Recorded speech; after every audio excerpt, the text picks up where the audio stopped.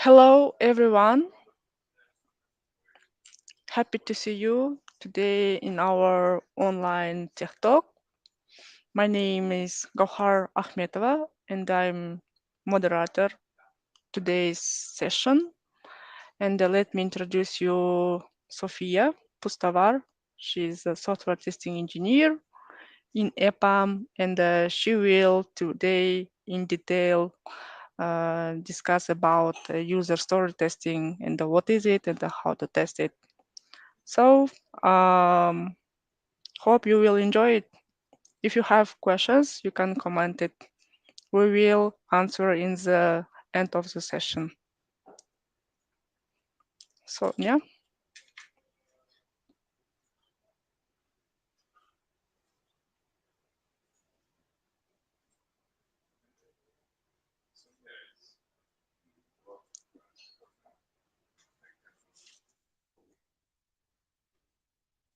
Project where user stories were not used that much, and you want to brush up on user stories for the future projects, which might use them a lot. My name is Sofia Pustavar. I'm working at EPAM as a software testing engineer for 2 years, and during that time, I've had an experience of working with user stories. On this Tech Talk, I will talk about the definition of user stories, the advantages and disadvantages, how to test them, what kind of testing techniques to use during the testing process and when, what kind of additional tools can be used to help us out when writing our test cases. And at the end, I will do an analysis on one of the user stories from my previous projects. And let us begin with the first question. What is a user story? And to answer this question, we might look into the typical hierarchy of Jira tasks, which is so often used in different kinds of projects. There are epics, stories, tasks, subtasks, and bugs, as you can see on the screen right now. Epic is a type of task which is characterized by wide coverage of many different functionalities, which will most certainly need a few sprints or even more to be developed. For example, a whole section of the application with different subsections inside of it, each one of them having complex logic unique to a separate subsection. And quite often, epics hold an abstract idea of what the functionality might be in the future. And stories help with specifying what exactly the functionality will be. A story is a part of an epic. It can be developed in one sprint, and we will come back to stories with a more detailed definition later in the presentation. Um, Task is a more technical unit, which can be done by one of the team members. Tasks can be created by testers for writing test cases, as an example, so that every part of the team could see if the work is still in progress, or if it's ready, or if the team member is doing something else and he didn't take the task for work at all. And developers can create tasks for themselves if refactoring needs to be done, or our framework or libraries need to be updated, and so on. And task is similar to the story by size in a way that it can generally be done in a span of one sprint. A subtask is a part of user story or a task. It represents a similar bite-sized piece of a higher level ticket, which must be completed in order to develop a more complex task. Front-end and back-end developers can create subtasks where the technicalities can be defined and developed. Bug report is a very familiar ticket to us where we can describe a defect which was found by us. An example to this hierarchy of tickets can be as following. Like there is an epic which describes new functionality related to notifications from our eShop, for example, such as notifications about replies made to our comments and feedbacks, changes in the status of our order that we've made, changes in the prices to the products that we've liked, new discounts, and so on. It is doubtful that this kind of functionality will be done in a single sprint. And that's why we'll be dividing the functionality further into smaller pieces, like into user stories. And let's say that this sprint will be developing a story about notifications to new discounts in our shop. Then the next sprint will develop notifications related to comments and etc. Then we'll need combined efforts from backend and front end and testing. And to make the job a little bit easier for everybody and to track the progress of the team, subtasks are made for each one. For example, front end will be doing the template for the notification, backend will be creating the mechanism for sending letters and triggers for when exactly the letters should be sent out. And the testing team will need to make test cases for when the feature will be developed and ready to be tested. And during the testing process, bug reports are made and they are then linked to the story. Now let's dive a little bit deeper into user stories. A user story is one of the ways to write down requirements to new functionality, which includes a kind of a first-person narrative driven by a partially imaginary end user with a small description of his role in the application, what he wants to achieve in the application given the functionality, and what motivates him to do so. All of this is written in a simple and understandable language, and it should give us an idea of what the end user wants to be able to do and why. The main hero is a sort of a general image of the end user, which is made based on the known information about behavior and needs of a large sample of users. And usually, stories are made by product owners and by business analysts. Users are surveyed, then the information gathered during the survey is analyzed, and then it is relayed to developers. Finished acceptance criteria and functional requirements are made a little bit later, with help from developers who can give tips about nuances of developing such a functionality. And what kind of advantages and disadvantages do user stories have? And first of all, user stories can give us context which is necessary to understand why do we need to make a new piece of functionality. This is a big advantage compared to bland functional requirements that do no such thing. User stories are also good because they resonate with one of the main agile values. User and his needs should be placed first and foremost. And stories, due to their first person perspective narratives from the user, represent this value. And usage of user stories also suits agile methodologies where there's constant buildup of new increments because they tend to be small and bite-sized. They're not too big in volume and can be done in a single sprint.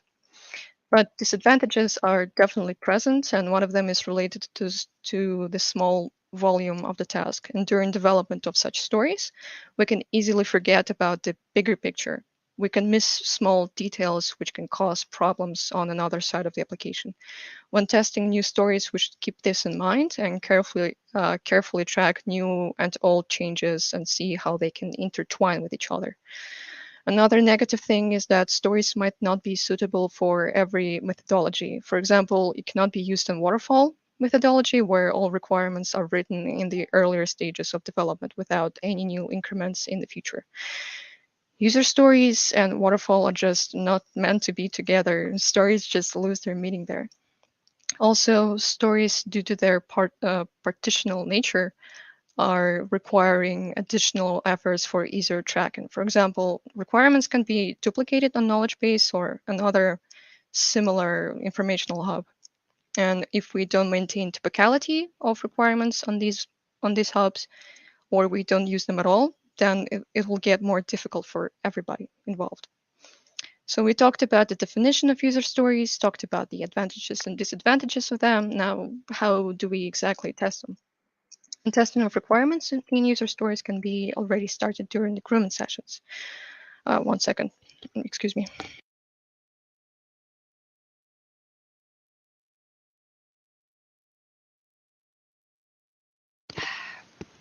Now we're back.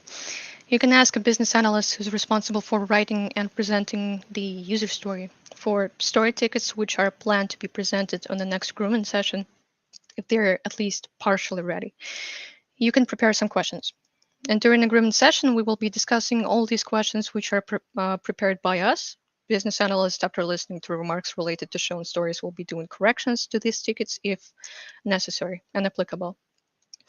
And during planning session, development team will be doing estimations for the future tasks. It should also be noted that sometimes estimations they can be done during the grooming sessions, which really depends on the specifics of the project.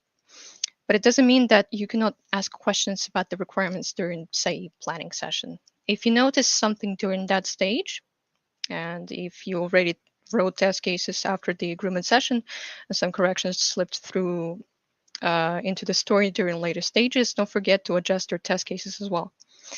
It is also very important that you'll be actively participating during grooming and planning sessions. If you notice something during the ceremonies, don't be shy to point out various discrepancies that catches your eye and make discussions about that with your team. Because if functionality will be released with such discrepancies later in development, it'll be much more expensive to fix it at that stage. When the final corrections to requirements are made, we can start writing test cases until the functionality is released to test environments. Generally, test cases can be written after grooming sessions. If there are no questions or remarks from the development team and everybody agrees that no more changes are necessary. Maybe during the process of writing test cases, you'll get more questions. And these questions should also be discussed with the business analyst while the development is still in progress. Then, after all questions are resolved, we can build up our first test cases. They should generally follow the main positive flow. Then we should tackle alternative scenarios, positive and negative, if they can be applied. If the story has acceptance criteria, then the process of writing cases does not differentiate from other instances where we are faced with the task to write tests. We write checklists according to the given acceptance criteria, define main use cases, write checklists for alternative use cases, using our knowledge about the inner workings of the application, do more checklists to cover cases with high risk of new bugs appearing, for example, technical peculiarities of the framework, high amount of new bugs with certain characteristics in certain parts of the application, and etc. And we use test design techniques like equivalence partitioning, boundary value analysis, decision-making table, pairwise testing, and etc. We'll be touching more upon those techniques in the later part of the presentation. Then we rework these checklists into full-fledged test cases. And during the process of writing, we should try to visualize actions of the end user, how the system will react after making our actions. How do model windows and buttons look? What will happen if we click these buttons? Testers who work on the project for a long time will have an easier time with visualizing the process as they already tried out almost everything the application and know how everything should work. What are the parts that could be broken easily? What's the greatest? Well, what's the general feeling of using the application? But if you're comparatively new on the team, then if possible, go through the application, try the main critical path scenarios so you could get the feeling for the application. You could also look at mockups to see the appearance of the interface after the small test run. It'll be much easier to write test cases. I've mentioned earlier about the main scenarios, alternative scenarios, positive and negative scenarios, but what's the difference exactly? Main scenario is describing the thing for which we're trying to develop the story.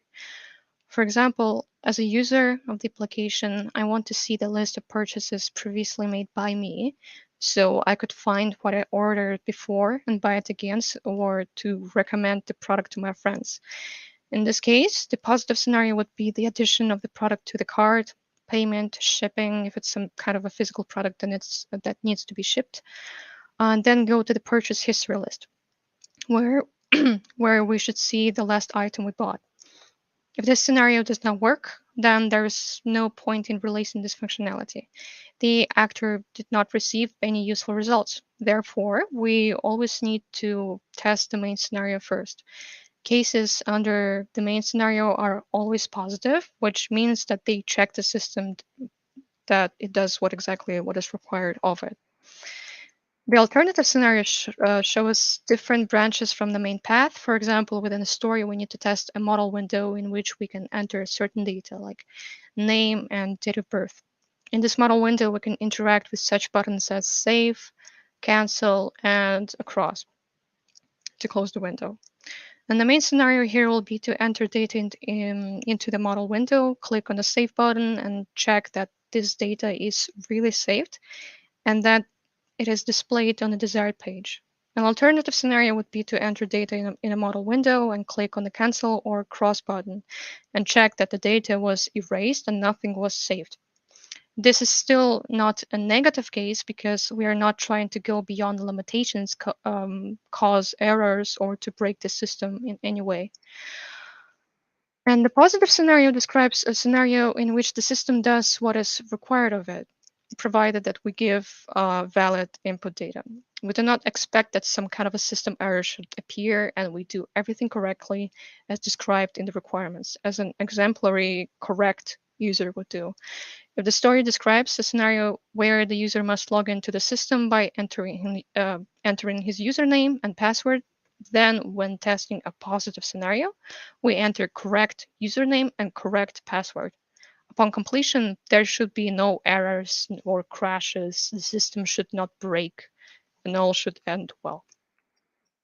And the negative scenario is when we try to go beyond the rules. And if we take the same login example, then we must enter the wrong username or wrong password or even both.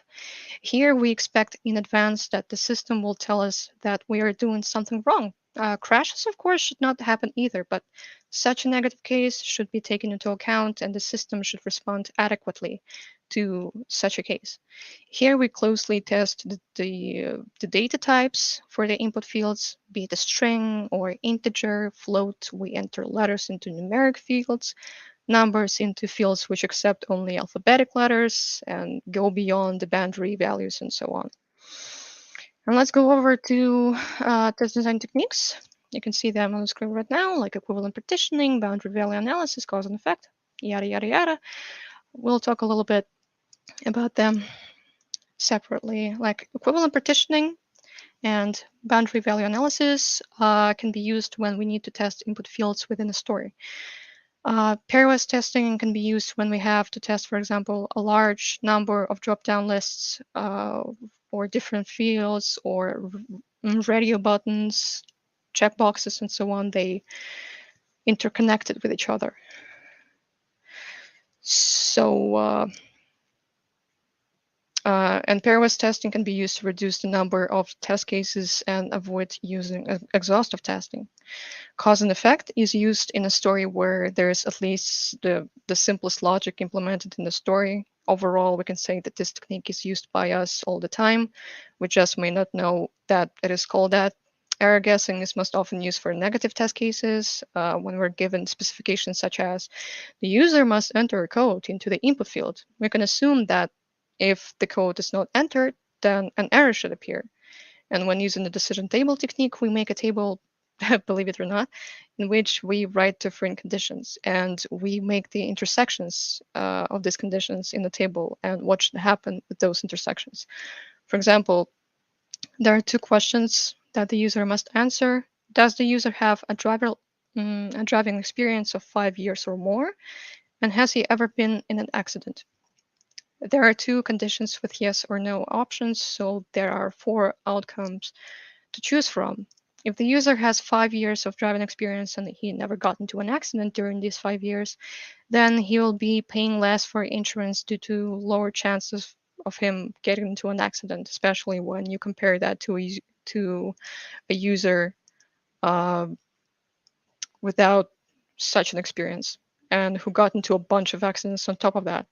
If there is no such experience and there were no accidents, then the price for insurance is a little less, but this can be attributed to the inexperience of the driver because of the in the beginning, drivers they tend to move on the road as carefully as possible, but there is a risk that such drivers can start driving sloppily due to rising confidence. And if the driver has a 5 year experience and he was in accidents, and the insurance price also won't be at the maximum because accidents do not always occur through the fault of the driver. They can be simply crashed into from behind while he's calmly standing at the traffic lights. Exhaustive testing is also one of the testing approaches where all possible combinations of input data and all sets of actions are tested. This method has a big drawback, which is that such a method can take a huge amount of time, and such costs do not always make sense. And the use of this method in most cases is impossible due to various limitations. For example, we have one single numeric field that accepts numbers in integer format. And this field has a limit where you can enter numbers from 1 to 999. In exhaustive testing, we'll have to enter every number into this field and observe what could happen. For example, like 1, 2, 3, 4, 5, 6, 7, 8, 9, 10, 11, 12, and so on and so forth until we reach the limit. Instead of spending hours on testing this field, and by the way, we could have like multiple fields like this and multiple more on top of that with like drop down lists or checkboxes again. And we have to test each field separately, those fields in conjunction with each other, and it doesn't make sense to waste so much time. Instead, we could use equivalent partitioning and boundary value analysis techniques by entering numbers into like the first field that we've talked about, -1, 0, 1, and 998, 999, and 1000. We can also enter letters of the Cyrillic or Latin alphabets, special characters, taking into account the type of data that this field accepts. Um, and visualization, as we said earlier, is convenient because it gives us an idea of how the new feature will look like and how it will work. If we don't have anything to test yet and design mockups are yet to be completed fully, then we can try to draw our interface prototype on a notebook as we imagine it after reading the requirements. In order to, uh, in order to understand how the logic will work in more detail, you can use mind mapping tools like Xmind over here, or use flowchart programs like Dia. This will help you to understand the logic and not miss anything when writing checklists, test cases, and eventually test scenarios. Okay, the theory is over. Now let's move on to examples from my working experience. On this slide, you can see one of the story tickets that need to be tested. It looks very massive and scary and complex, and you don't understand anything at all at first. But let's break it down a little bit to make it easier. And the first part of this ticket is our user story. As a lease agreement owner, I need to be able to fill in data in lease details and lease components and payments after the review is completed so that such data is actual. So we can see that as a user, as a lease agreement owner, it defines the actor, his role in the application. So our user is the lease agreement owner. And I need to be able to fill in data and lease details. And this section, it defines the actions that the actor wants to take. And the last part of the user story, so that such data is actual, it defines the motivations of the user, why he wants to perform the action that we've talked about in the second part. And next are requirements for the behavior of the functionality. All the logic that will change is described here, which fields will be mandatory, which will not be, and what statuses fields can be edited, and who can do it. For the context, in this system, you can create contract cards, which have several sections with different fields, and the card can be moved through different statuses depending on what stage the contract is currently at. Is it a draft or not? Is it being reviewed? Does it require any changes after the review completion? Does it require signing? And is it closed? And depending on the status, some fields become either available for editing or, on the contrary, they become locked. Also, not everyone has the right to edit the card. And the story has the following interesting items, like a user can change any data in lease details, lease components and payments, in contract card that is in the status signed, where the mandatory fields cannot be empty. So when the contract is in status signed, we cannot have the mandatory fields empty, but some users, they can edit those fields. And the same happens with ready to sign, though fields can be emptied out, though when the contract is transferred to the signed status, we should make sure that the fields are filled out. And here we can see the fields which are mandatory and conditionally mandatory, like those are mandatory at all times. Those two fields are mandatory under certain conditions. Those fields have checkboxes near them. And if you tick the checkbox, then it is not required to have the field itself filled out. But if the tick is not present in the checkbox, then we should put some kind of a value into it. And those fields are non-mandatory at all times. It's not important if it's filled out or not. And here we can see the acceptance criteria that describe the conditions under which the story can be considered completed. So a user cannot make changes if a contract is in status closed. A user cannot make mandatory fields empty if contract is in the status signed, as we said before. A user cannot confirm signing if mandatory fields are not filled in. So basically, we must check all of this to make sure that the story is, the main scenarios are passed. If some of those points are not checked, or if the test failed during this point, then it's just it's not viable to deploy this feature into later stages, because the functionality, the core part of it, doesn't work. And based on the description, if you don't have a mock-up design, we can try to draw an approximate layout. Here I just use Paint. You can use any other similar tool if Notebook or Pencil are not available at the moment. For a simpler understanding, in the context of this tech talk, I have simplified the names of fields, statuses, and roles so that you do not get confused. We have 7 fields, um, 3 of which are mandatory, as they are marked with a red star, and 2 of them are conditionally mandatory. As you can see, the checkbox is ticked and the red star is not there, but if it's empty, then it is mandatory. And those are just, don't worry about them. And we have a component section. And here I made an example flowchart to make it a little easier to understand and visualize the logic that will be implemented. So first of all, we check the permissions of the current user. Is it user 1 or is it user 2? If yes, then we go to status alpha, status beta, and some interesting stuff starts to happen on status delta. Here we start checking if the mandatory fields are filled or not. If no, then we cannot proceed to the next status. And if yes, then we also check if the component is attached to the contract card. If no, then again, we cannot proceed to the next status. And if yes, then we can just go to status gamma. And on status gamma, if you remember, it's status signed. Only one user has the right to edit those sections. So we check, is it user 1? If no, then we cannot edit the contract card. And if yes, then we can edit however we like, just don't leave the mandatory fields empty. So then we go to status omega, the closed status, and it's not editable for anyone.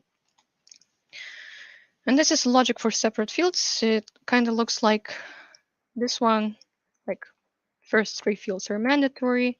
Those are conditionally mandatory. You can write what conditions are applied for when they're mandatory and not.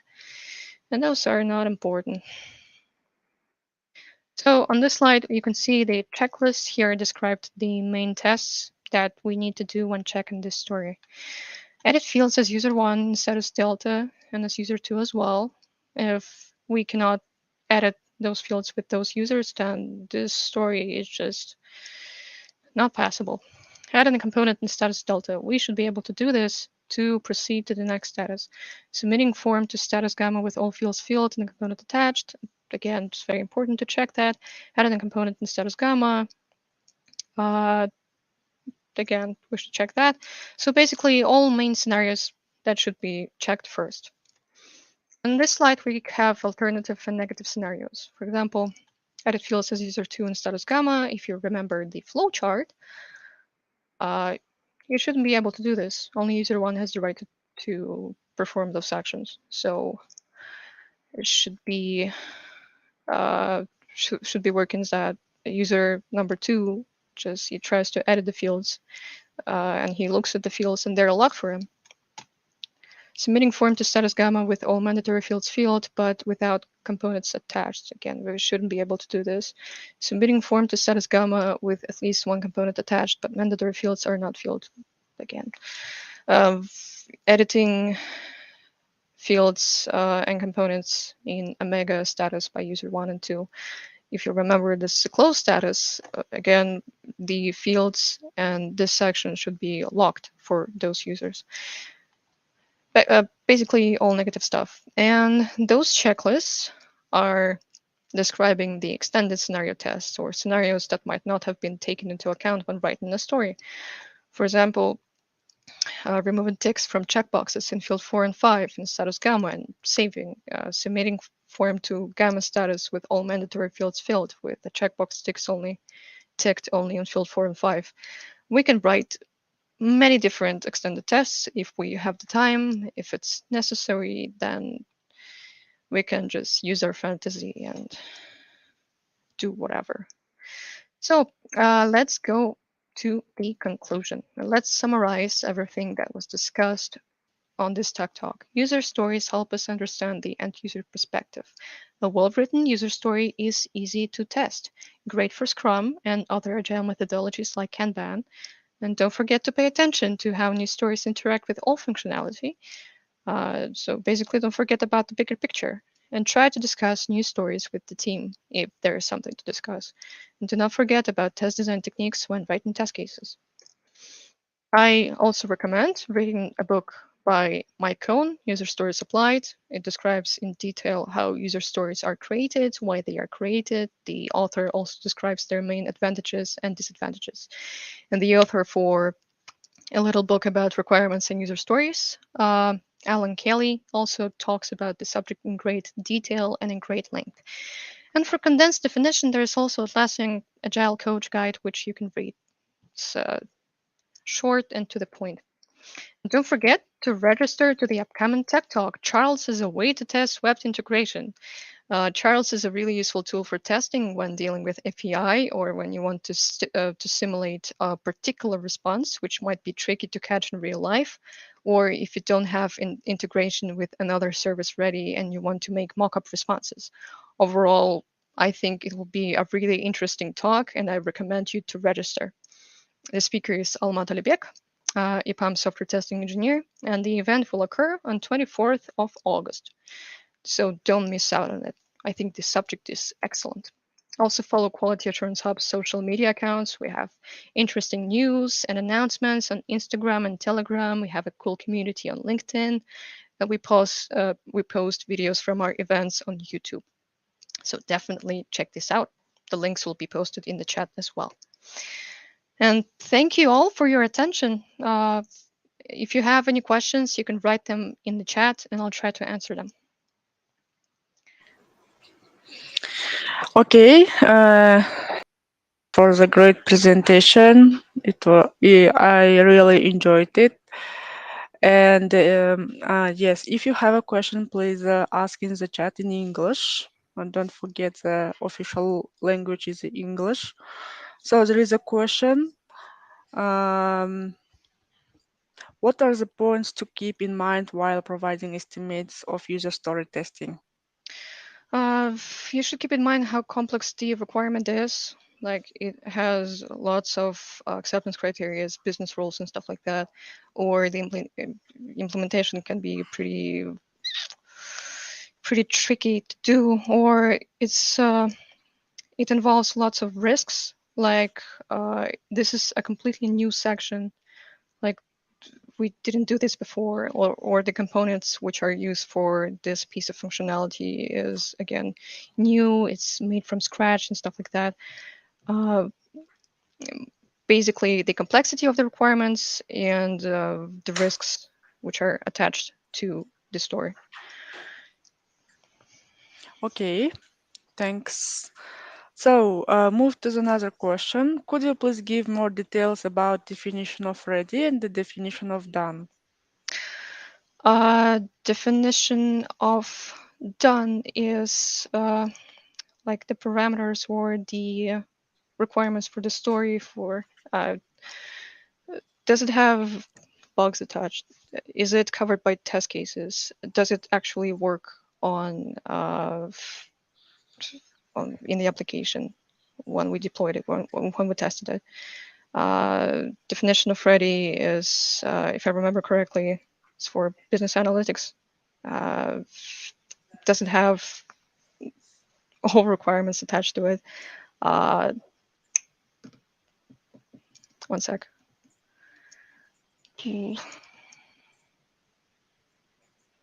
Sorry, I'm worrying a little bit. Okay, don't comment. worry. Yeah. Here's Alex asking about what test design techniques you are using the most. The most I use are boundary value analysis and equivalence partitioning because I work with input fields a lot, and they always have some sort of limitation. For example, the name field has a limit of 80 characters and so on. So you can just get crazy with it, write numbers, write alphabetic letters into it. As I said before, special characters. It's uh, test the limit of the field and so on. So it's basically the most I use Hmm. during my work. Okay, here's Kate saying thank you for useful links. In conclusion, the Maxim also, Natalia also saying thank you so much for useful presentation. And there is one question from Yeruvanti, recommended estimation technique for epic or and user story. For epics, it's kind of Mm-hmm. hard to estimate an epic. I think it's like a high level thing. As I said before, it's the epic is an abstract idea of the functionality. For example, the same notifications. Uh,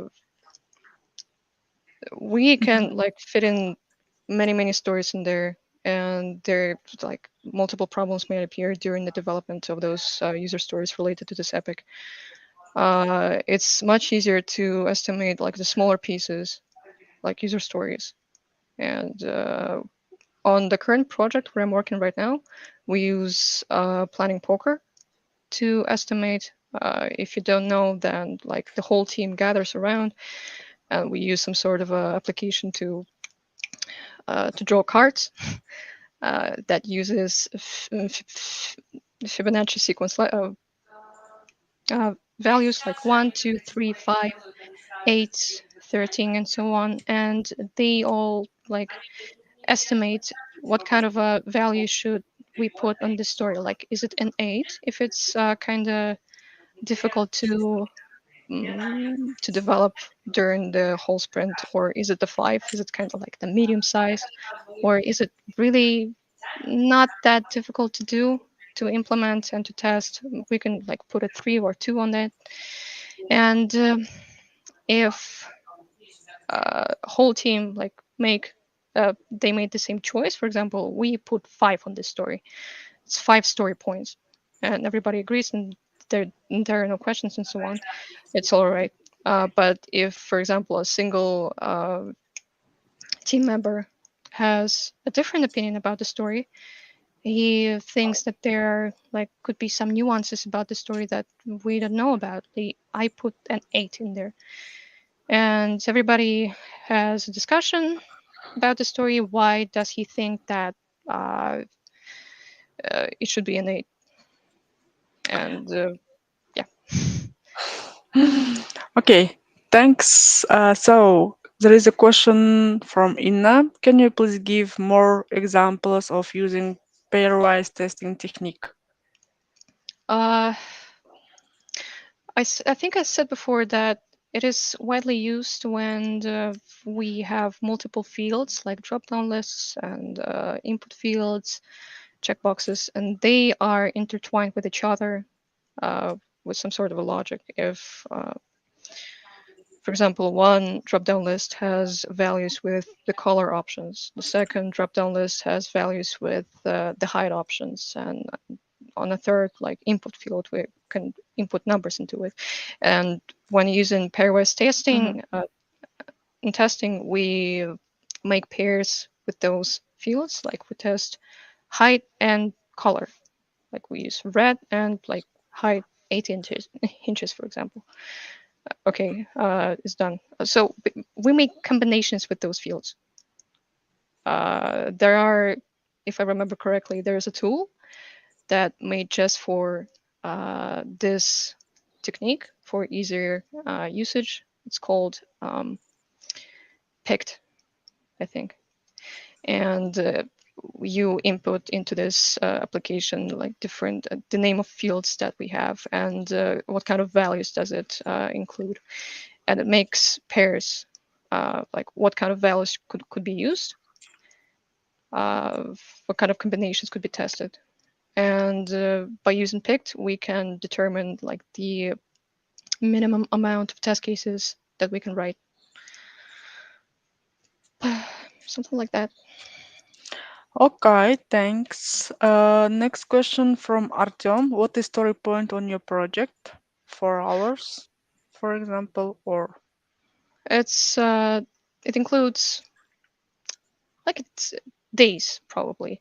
Like if we say that the story requires like five story points, we can determine that it's probably gonna take half of a sprint to finish. mm-hmm. Okay. So there is a list of questions from system test. So what to do if you get the user story only on the refinement ceremony? On the refinement, Mm-hmm. if you get the story on the refinement only then. Mm. And it's a tricky question. I didn't encounter this Mm-hmm. once in my career, to be honest. So I don't think that I can help out this question. Okay. So let's another question from system test. So what techniques you can recommend for requirements testing? For requirements testing, kind of Yes. techniques.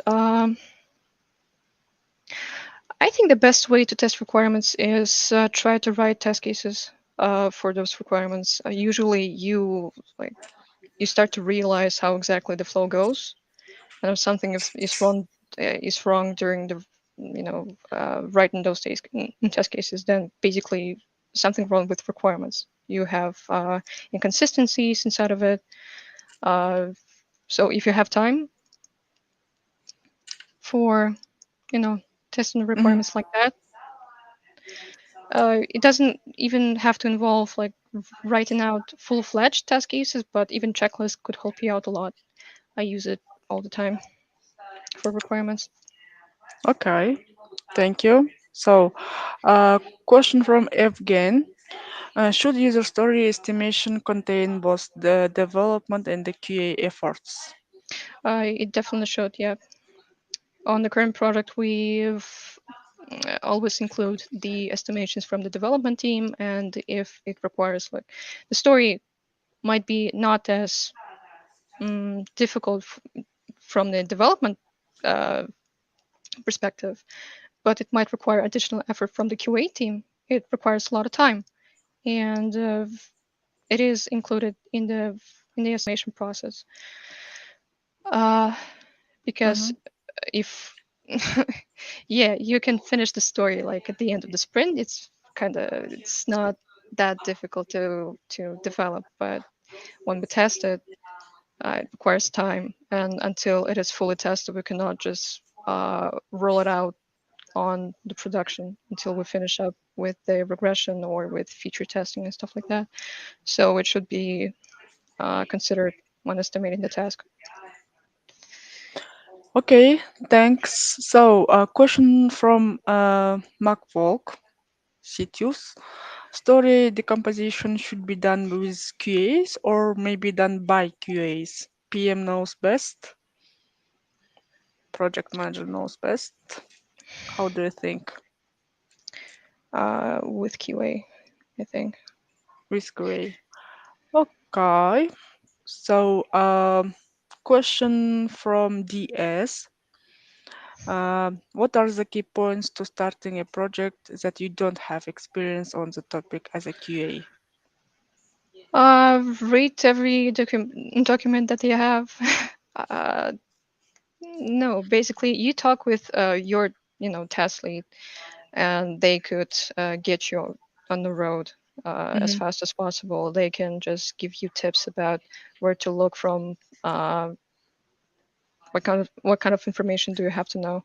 But if you've just came and there's nobody around to help you out, you just ask for links in the informational hub. that has, you can read test plans, you can read test strategies, what kind of functionalities and scope, what kind of test types are used. Do you test security? Do you test this, and that? So first of all, you read documentation, you talk with your team members if you have any questions, Mm-hmm. and talking with your team members is like the top priority, especially if you have a test lead. You should talk to them. Mm-hmm. Okay, thanks. So many thank you messages, guys. We are so happy for your response. Please don't hesitate to send badges if you are a Pamer to Sophia. So there is a one question more from Pranuti Sudhi. What are the test estimation techniques and the key points we need to look after? I think I talked about that before, no? Key estimation techniques. There are different estimation techniques like t-shirt size and 3 point and plan and poker, test cases, estimations, stuff, estimation by test cases.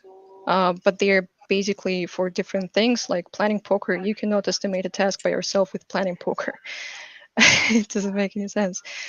T-shirt size, it's good for when it's kind of hard to estimate a task. You don't know every risk, every uh, you cannot be nitpicky with it. You cannot pick out like what exactly is wrong with that. So for general estimation, t-shirt size is okay. Estimation by test cases by test cases is really beneficial for us testers when we have to estimate our own tasks. Uh, for example, I should write test cases for this story, and I need to estimate how how much time will it take for me to finish it. And Mm-hmm. you count how many test cases you have to do, like at least approximately. You also count how much time it takes for you to write a test case on average, and you just kind of mishmash it together and you put some risk into those estimations because you could be on a holiday soon, or there could be some changes in requirements. You must adjust your test cases again, or the environment could just kind of crash. You cannot do anything. So for testers, by test cases, estimation by test cases is kind of the coolest one in my opinion. Okay, thanks. Another question from Kate Quart. Was this webinar for people who already work in IT, testers, team leads, etc., or this presentation was for all new incomers to QA field? I think this will be more useful to newcomers in the QA field. Mm-hmm. As I said at the start of the presentation, this is might not be useful for people who are constantly working with the stories. You know the drill already, right? Mm-hmm. You know the best tricks and tips about that. But for people who are just the juniors or people who didn't work with stories before, this would be beneficial, I think. Okay, thanks. And one more question from a question section. So, what is the difference between a story and a change request in Jira? If I remember correctly, change request is made by the customer. It's a request for new functionality for the application, which was out of scope. From it wasn't agreed upon during the making of the contract between the customer and us. And again, if I remember correctly, for each change request, the customer pays extra for the extra work, which wasn't agreed upon. And user story is something that was already discussed about, and we knew that we need to make this. It is in scope. And change request is usually out of scope. That's the basic explanation. Mm-hmm. Mm-hmm. Clear. Thanks. Thanks. So, one more question from system test. So, should we create the test coverage before user story comes to the sprint? Yes. If it's possible, if the story is already, the requirements are set in stone, there are no mm, parts that should be fixed. If it's, uh, ready for us to take into account, then we should write test cases in the as early as possible if we have the time. Mm-hmm. Mm-hmm. Writing test cases and testing it at the same time is not fun and it's not very good. And it's stressful on top of that. Yeah, totally agree. Thanks. One more question. So, visualization sounds like a waste of time. Should I do this every time I write test cases? It's not required. It's not a requirement for you to write test cases with your own mockups and stuff like that. You're going to be fine and dandy if you understand the story fully, but it is beneficial to those who read the story and they don't get it. They Mm-hmm. read the requirements and they cannot comprehend what's going on in there. What's the logic is about. Uh, then I think if you have the time, you can try to do the flowcharts, do the mock-ups, try to draw, try to visualize how it might work. And during the visualization stage, you could also again find out about inconsistencies within the requirements, which is also beneficial. But if you understand the story well, Mm-hmm. you can just go on without it. It's all right. Mm-hmm.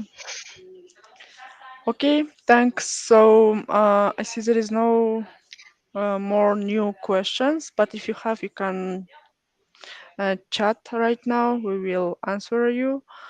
And thanks for your participants in our session. And see you on next Tech Talk.